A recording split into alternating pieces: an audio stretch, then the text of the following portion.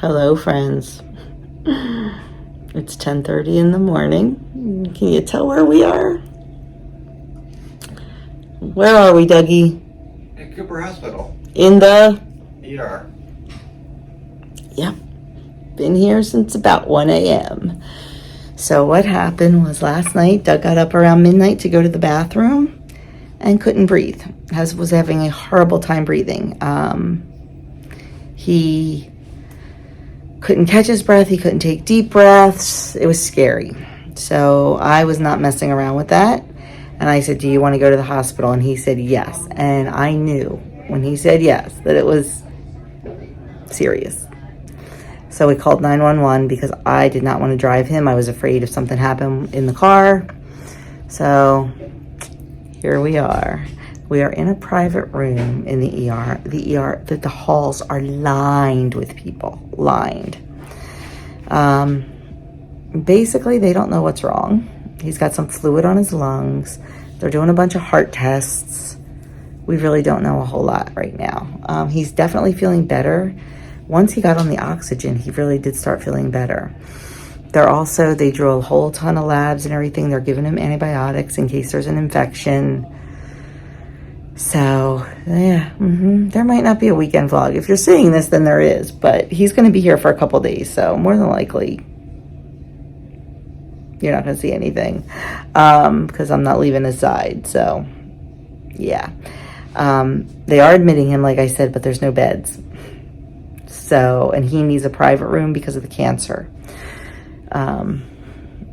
So right now we're down in the ER, and this is probably where we'll be for a while, which it's fine. I mean, you're comfortable, right? He's comfortable. I'm not comfortable, but that's okay. It's not about me. Let me see if I can show you here. Woo! I have a chair, and I'm sitting on the chair and leaning over and laying on a stack of blankets for a pillow, and I am getting a little bit of sleep. I'm really tired. We have a TV, but the sound doesn't work. So I have I was smart. I packed a bag. You know me and my packed bags. I packed my computer, so I was working on my website a little. I packed my Kindle, but I'm just so tired I can't even focus because we probably got about maybe 2 hours of sleep last night. So I'm tired. But anyway, that's what's happening. We have the lights out in here. That's why it's so dark. So that's what's happening. I'll keep you up to date. Okay, still in the ER, but there is a bed. We were starving. We were so hungry. So I went down to the cafeteria. They would have ordered Doug a tray from food services, but yeah, no. I went down to the cafeteria, and there were actually a few healthy-ish options. Not perfect. Makes me a little crazy that it's a hospital and they have crap, but I'm not going to go off on that rant. I got us a bagel and cream cheese. I got us some veggie sticks. It has ranch. We probably won't use the ranch. I'll have to check the ingredients. And the best option for yogurt they had was this Chobani. Definitely not something we would ever eat at home because it's got natural flavors, gar gum, locust bean gum. So not something we'd ever eat at home, but you know what? You do the best you can with what you have, and that's what we're doing. And I also picked up, if he wanted it, I just got a variety of things, some chicken salad. So I mean, it's horrible. It's got, oil in it and stuff. Oh God, no, we're not eating this. I didn't look at it good enough. It's got corn syrup in it. Why the heck do you need corn syrup in chicken salad? Yeah, that's not getting eaten. Oh, well, he wasn't in the mood for that anyway. Good. So that's what we're having. Oh, and I got a tea for Doug. I wasn't sure if he wanted coffee, but then he spilled it all over the bed, so I had to change the bed. It's an adventure. Okay, so it is Sunday morning. I have a lot to tell you, but there was something I wanted to show you first, and let's see if we can. Can you hear that little cheep, cheep, cheep? Guess what's under there? You guessed it. There's a baby chick. I was hoping to show you, but Mama does not want me to do that. Okay, so here it is. There's the baby chick. And there's a mama, and she's not happy with me, so I'm going to get this baby chick right back under mama. Okay, here you go, mama. Here you go. There you go. There you go. There's your baby. There's your baby. So it was successful. I can't believe it. I'm excited. So we're going to let mama raise her. We have her in the grow out coop. Now, we also have 3 8-week-olds or 9-week-olds, or I don't know how old they are, in here. But I talked to somebody who's been doing this for 30 years, and this is what they recommended. So this is what we're going to try. We're trying to do it as naturally as we can, and I don't have any place to put her unless I put her in a dog crate, which I don't want to do. That's not what I wanted to happen. I didn't want those girls in there. I want them to stay out. But I'm going to... Okay, you leave mama alone. So, you know, once mama gets comfortable, she'll be able to take baby out, and we have food and water for them. So we'll see what happens. I just feel they're going to be safer here than in the big coop for right now. So that's what's happening. Okay, back at it. Back up at the hospital. I think I showed you his room last night. It is like very, very nice. It's very spacious. We got a couch here. I'm sitting on the end of it. I've got a nice work table. He's got a huge table. He's doing homework right now. His bathroom's gorgeous. If I didn't show it to you, I'll throw in a picture. And we've got chairs, TV, mini fridge, counter space.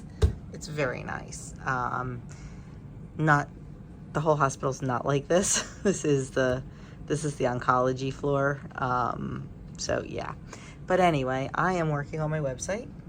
Doug is doing homework. And hold on, let me turn you around. This morning, he had another chest x-ray. Still waiting for that to be read. He had blood work drawn, and he had a cardiac echo. They're trying to figure out where this fluid's coming from. So the echo's been read, but we haven't heard from the doctors yet. The one doctor, like the general practice doctor, was in this morning, and she ordered more antibiotics for him in case it's infection. So that's what he's got that going right now. What was I gonna say? Oh, and you know, she's like, oh, you're gonna be here at least until tomorrow because you know your white count is so bad. And I said to Doug, I'm like, your white count's bad because you had chemo. Like, this is the pattern. This is expected. So I'm like, whatever they do, you know, they tell us we do. So then the oncologist popped in. He came in, he sat down, and he looked at Doug. He goes, and I quote, "Why the hell are you still here?" Doug's like, "I don't know." And he's like, and Doug said, she said, because of my white count. He goes, you had chemo 5 days ago. Your white count's going to be low. He goes, that's no reason to keep you in the hospital. We're like, yeah, but he may get sprung today. We don't know. They have to figure out where the fluid came from. So hopefully the echo or the chest x-ray will tell us that. So still questions and really not any answers. He also said, you know, the oncologist also said, why are you still on oxygen? And Doug said, because they told me to. So he's like, are they doing your sats without the oxygen? And he said, no. He goes, well, I want them to check your sats without the oxygen and see what's going on, you know, see where they're at. Because yesterday in the ER with no oxygen, he was at 89, and that is very unacceptable. The least amount they should be is 91, and that's not even good, but they'll accept it. On the oxygen, he was like 96. So now he has no oxygen on, and every hour we're going to get up and take a couple laps, but we're waiting for the one antibiotic to get done because it was a quick one. Once that's done and she hangs the second one, that one takes like an hour and a half, we're going to go do a couple laps without the oxygen, which he did last night and was fine. So it's all... Oh, this morning too, he went and did some laps. Yeah, so we're still here. At least I got to show you the new chickie. That was cool. Because you're not seeing anything else this weekend. Oh my. Sorry.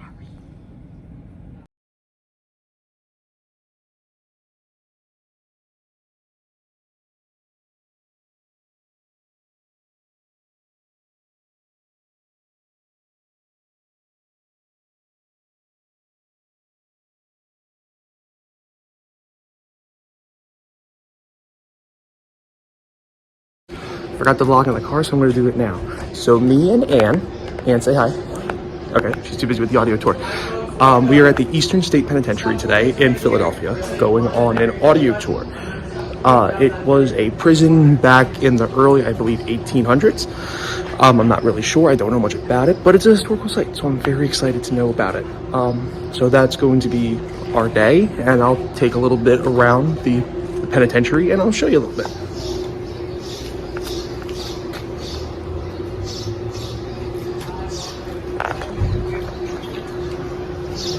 So as you can see, penitentiary still stands tall today. It's rock-like structures. And over there in the distance, you can see the guard tower that's in the center of the prison. I think that's where our tour goes to.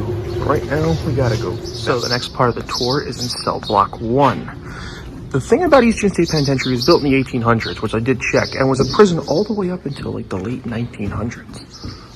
Just about, maybe the mid. I'm still looking at the history. But this cell block stretches all the way down. This is very eerie. And the thing about this, there's ghost tours here. And I believe this is one of the cell blocks that you can stay in, or at least hear ghosts in. So this is the inside of this cell block. This is cell block A. And as you can see, it's dark, cold, kind of miserable. And with this door shut, it's probably even darker. I don't even want to imagine what it's like. You can't shut the door to actually see what it's like. Man, I would not want to be in here. This is a model of what the prison looked like when it was first built. As you can see, the doors have been added. On this model, there are no doors that go into the cell.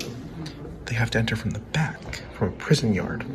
There's a reason for that, and that's because they wanted to keep them completely isolated and away from everybody. That is a feeding hole, which allows the prisoners to be fed on from that shelf. So this section of the corridor has been restored to its original opening in 1830. And as you can see in here, I showed you a jail cell earlier, but this is what a cell would have looked like back in 1830. Kind of spacious, kind of tight still, and a door that leads out to the back of the prison yard for exercise. I don't know. A little too small for me. So around the prison, they have these artist installations where they do like a whole bunch of different art segments about the prison. This one's about a climber who tried to escape the prison using clean techniques. So in the cell, on the table, there's a whole bunch of different techniques that he used to get over the prison, which is actually kind of cool. So this cell block is known as the gallery. This is, I believe, one of 2 or 3 two-level cell blocks. As you can see, it stretches pretty far. Prisoners were held up here and down there. These ones, actually, if you can see in the back, that door that's blocked off used to lead out to like a yard place where they could go outside and have rep time. Upstairs, not so much. But this place has been, it's just incredible. The architecture here and the scale of this place. It actually closed in 1970. So pretty much cements itself in modern history. So super good news. At first they said we weren't going home today because they wanted them to see the pulmonologist.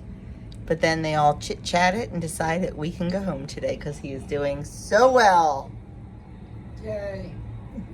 So, but of course, you know how it is in the hospital. They told us an hour ago, yep, you're out of here. Haven't seen anybody since. So we're just sitting here watching Phil's game and waiting until they give us the okay. So we're excited. We're excited. Doug wants to go home and see the new little chickie. Yes. He just wants to go home. He wants to get a nice shower. Actually, he talked about getting the shower right now before we leave and going home clean. So we're excited. We're excited. I'm nervous. Like, I'm so afraid that like it's gonna happen again. But I've gotta have faith. So we'll be back here Tuesday morning because we're meeting with the oncologist, which I'm not even sure why, but whatever. Only because it's our new oncologist, because ours is on maternity leave, but we've met him twice in the last 2 days. So whatever. We'll go in. That way we can go down and see our girl Alexis in the infusion center. But anyway, we're heading home. We are busting out of here. Woohoo! Oh my gosh, let me tell you, it's been a long time, I guess, since, which is good, since I've been to the hospital with anyone. But like back in the day, they used to put you in a wheelchair and wheel you down, and somebody had to like pull right up to the door. They're like, nope, bye. He walked right out. I mean, it was, which way are you going? No, you're going up. This is level 4. You're going up. You went the wrong way. They just let him walk right out. So that was pretty cool. I like that. So we are heading home. And because, you know, I had nothing ready for dinner because I thought we were going to be here. We, do you remember a couple weeks ago we went to that restaurant for lunch? Me, Doug, and Andrew. They had that great lunch special. Well, they have an unbelievable dinner special. And we ordered it for pickup because. So Andrew and Ann are going to go pick that up at 6. So it serves 8 to 12 people, they say. And you get your choice of 7, like they have 7 different entrees. You can pick one. So we picked chicken parmesan. And you get that for 8 to 10 people, a side of spaghetti for 8 to 10 people, dinner rolls, salad, mini cannoli, a dozen mini cannoli, and a bottle of wine for $60. That is unbelievable in my world.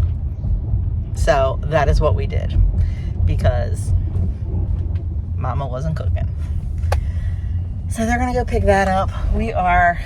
Whew, man, this is like a roller coaster in these parking garages. So we are on our way home. We are so thankful, so grateful. I'm not gonna lie, I'm nervous. I am so nervous. I'm probably gonna wake up several times tonight and like look at him and stare at him and make sure he's breathing right because it's scary because they still haven't figured out exactly why it happened. If I'm not breathing right, I'll wake up on my own, trust me. Yeah, well, you know. That way. Is there a way out? Like, wait a second. Like, where do I go? I'm not a fan of parking garages. But anyway, so yeah, they still haven't figured out quite the reason. So we have an appointment on Tuesday with the oncologist. So we'll chat then. But right now, we're going to get out of here. Okay, this is that amazing dinner feast that I was telling you about. It's this whole pan of chicken parm, and we all have it on our plate already. This huge thing of spaghetti, a massive salad, which we've already dug into. They give you the dressing, they give you butter, they give you a whole dozen rolls, and cannoli, which are in the fridge. So it's crazy. Oh, and a bottle of wine. So absolutely crazy. Well, it's Monday morning and I'm finally coming on to close this out. What a wild weekend. So, we're home. He did great last night. Had a good night's sleep in his own bed and we still don't have answers. We may never have answers. You know, I questioned the ER docs and the cardiologist. I said, you know, this happened at like midnight, 1 o'clock, Saturday morning.